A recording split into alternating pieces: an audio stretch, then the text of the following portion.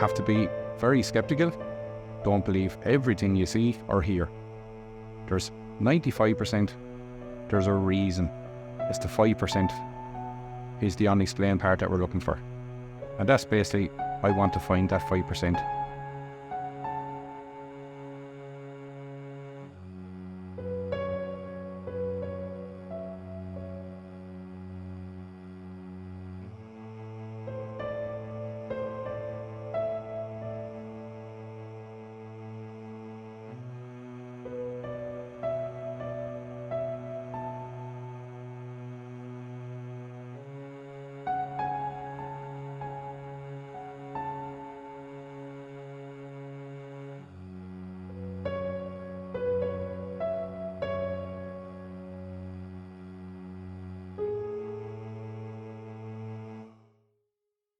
My name is Sean Power. I'm an investigator with Slaney Paranormal Investigators, and we're based here in Enniscorthy here. Our home base is here in the Athenaeum here in Enniscorthy. It's a great place for any wannabe or any professional investigator to come. It's very active, we found over the years. Just come see for yourself, see what you get. About 15 years now I've been a paranormal investigator, so it's a long time. I started off with a full head of hair, now I've none. Not from paranormal, but in general. But I enjoy it. It can be stressful, it can be very delightful. You can have great experiences, good and bad. It's that sense of not knowing what you're going to get, if you get anything at all. It's not like telly, where you're literally running through walls, screaming to get away. You could be sitting in a room for 7 hours to complete silence. It's just whatever you get, and you don't get upset. Well, I got interested in the paranormal I went to a public night one night with another group, and I just really enjoyed it. Really enjoyed the people that were around me, really enjoyed the atmosphere, and I wanted to know more. I just couldn't figure out how some of the voices were coming through, some of the visual stuff was coming through, so I wanted to investigate more myself. So basically, I went home and I researched, went to another public night and got into it myself. So just got the love for doing it, and it's been there ever since. The spirit box is a box that they say the spirits can manipulate. Basically it's a radio on steroids, but it scans backwards, and they say that the spirits can come through the white noise, between the gaps in the white noise, and that's how they communicate. But as with everything, not 100% proven, but fairly good when you get in on it and you train your ear to listen to it. So photograph one, we have a man that we caught with the flare camera down in the museum part of the Athenaeum. As you can see, we were shocked. We were shocked to see what exactly we had caught. But as you can see from the photo above, it's clearly the photo of an adult man. There was nobody in the room.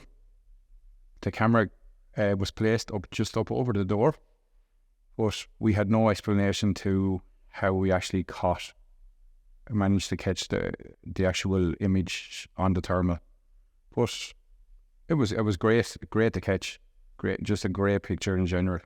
Picture number 2, it was actually in this room as well, and it seems to all of us that it's the image of a small boy that we have been talking to around the table here. But everyone has their own opinion.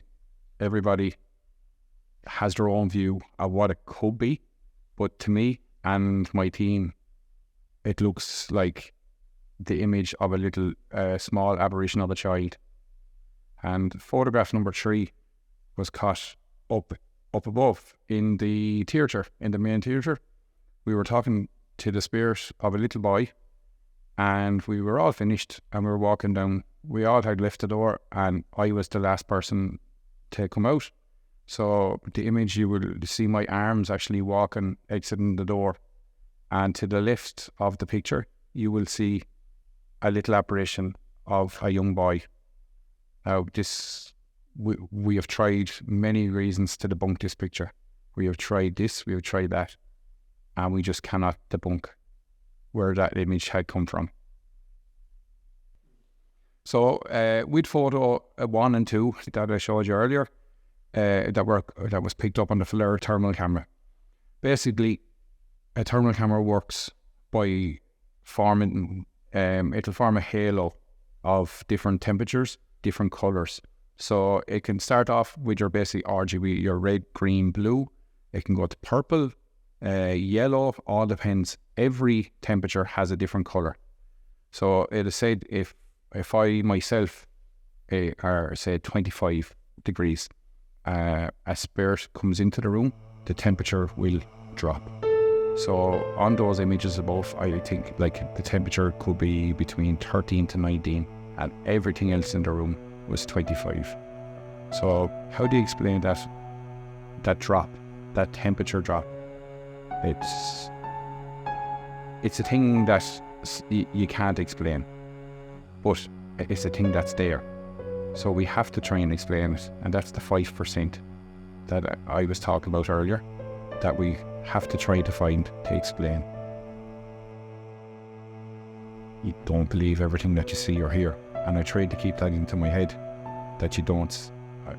There's an explanation for most of it, but I try to be as balanced as I can that way. But yeah, it's the spooky side, I suppose, that draws people into it. Probably a weird experience that I had was in Leap Castle upstairs, up in the Bloody Chapel upstairs. We were in there and I felt a bit nauseous, a bit queasy. And I said to one of my teammates that was with me, I said, I have a feeling that K2 was going to go off in 5 seconds. And I counted down 5, 4, 3, 2, 1. And the K2 meter flashed fully to red. And I just got this weird experience all down through my body. Like there was somebody kind of standing behind you. Like there was someone touching your neck. It was just like deep heat. It was like deep heat with that sudden cold that hits you. And I'd never experienced anything kind of, that was probably my first really weird experience.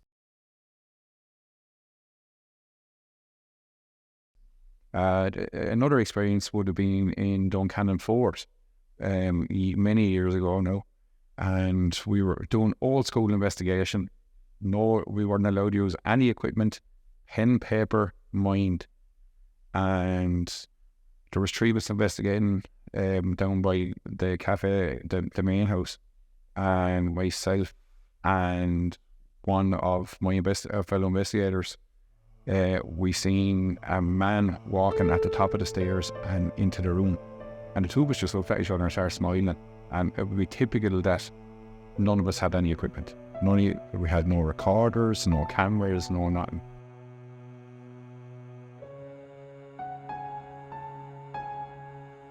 So at the top of the stairs, we seen the image, or the apparition, in proper words, of a full male.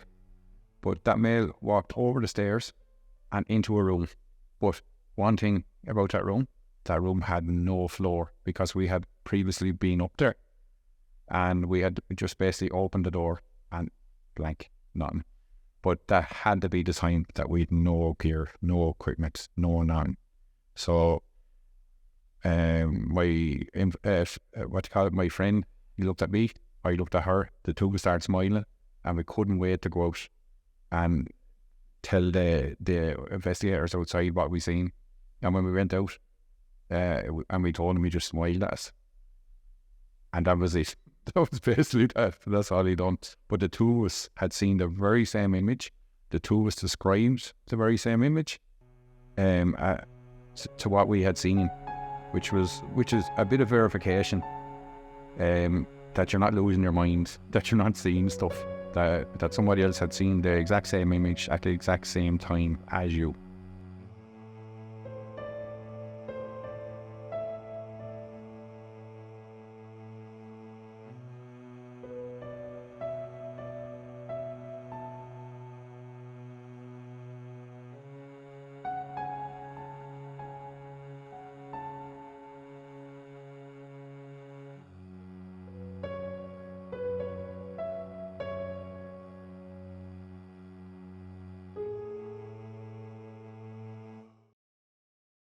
In this building, we regularly get the same little girl and little boy religiously. We will get the same two. Now, I know there's different spirits in different areas, but we generally will get them not in a particular room, or just anywhere. They could be anywhere in the building, you know. It's a build-up of trust between basically the spirit world and yourself. The more you trust yourself, the more they will trust you. And I would find that a lot. If you open yourself up, don't believe everything you hear or see, but have the utmost respect for the building, have the utmost respect for the people that you're trying to communicate with. We don't do any uproar, we're gentle enough. We have a bit of crack, and the spirits seem to like that, because they all want to come around and see what you're laughing about, or who you're jeering, or something like that, you know. And they will form around you, and you'll feel it. You will feel it around you. You will feel that temperature, that touch on the back of your neck, that touch on your hand.